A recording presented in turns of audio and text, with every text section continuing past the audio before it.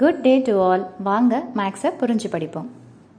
8th standard chapter 3 அல்ஜீப்ரால exercise 3.9ல third sum என்ன கொடுத்துருக்காங்கன்னு பார்த்தீங்கன்னா, will a line pass through 2,2 if it intersects the axis 2,0 and 0,2. அதாவது கேள்வி என்னன்னு பார்த்தீங்கன்னா, இந்த ரெண்டு பாயிண்ட் இருக்குது இல்லைங்களா, இந்த ரெண்டு பாயிண்ட்டை ஜாயின் பண்ணுற மாதிரி, அதாவது இன்டர்செக்ட்னா என்னென்னு பார்த்தீங்கன்னா, அதை ரெண்டுத்தையும் மீட் பண்ண மாதிரி ஒரு லைன் பாஸ் பண்ணுறோம், லைனை வரைகிறோம். அந்த லைன் 2,2ன்ற பாயிண்ட்டை தொட்டு போகுதா, இன்டர்செக்ட் பண்ணுதா அப்படின்றது தான் கொஸ்டின். ஓகேங்களா? ஸோ இதை வந்துட்டு தியரிட்டிக்கலாகவும் போடலாம், கிராஃபிக்கலாகவும் போடலாம். கிராஃபாக போடுறது ரொம்ப ஈஸியஸ்ட் மெத்தட். ஸோ கிராஃப்ன்றது பார்த்தீங்கன்னா, நீங்கள் இந்த சம்ம நீங்கள் கிராஃபில் தான் போட்டு காமிக்கணுன்ற அவசியம் கிடையாது.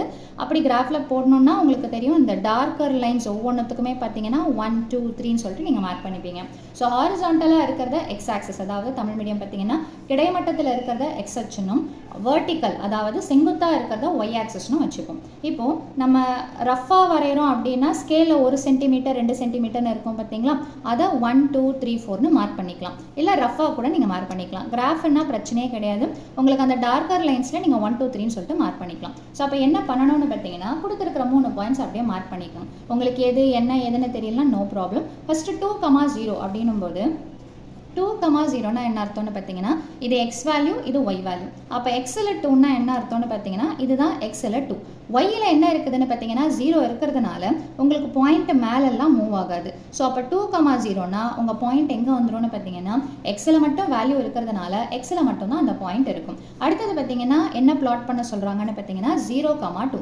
அப்போ எக்ஸுடைய வேல்யூ 0, ஒய்யுடைய வேல்யூ 2.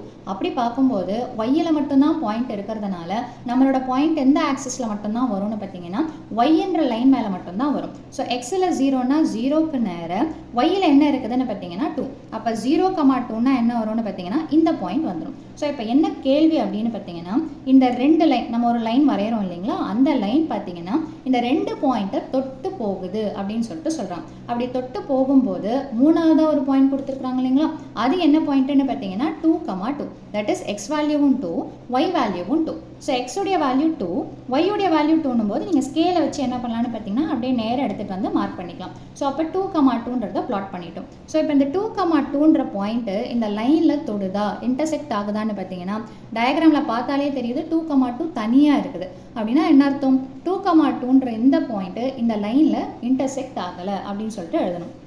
ஸோ என்ன லைனுன்னு பார்த்தீங்கன்னா, therefore the point 2,2 does not pass through the line. Pass intersect எப்படி வேணாலும் நீங்கள் வச்சுக்கலாம். இந்த லைன் வழியாக அது பாஸ் ஆகலை.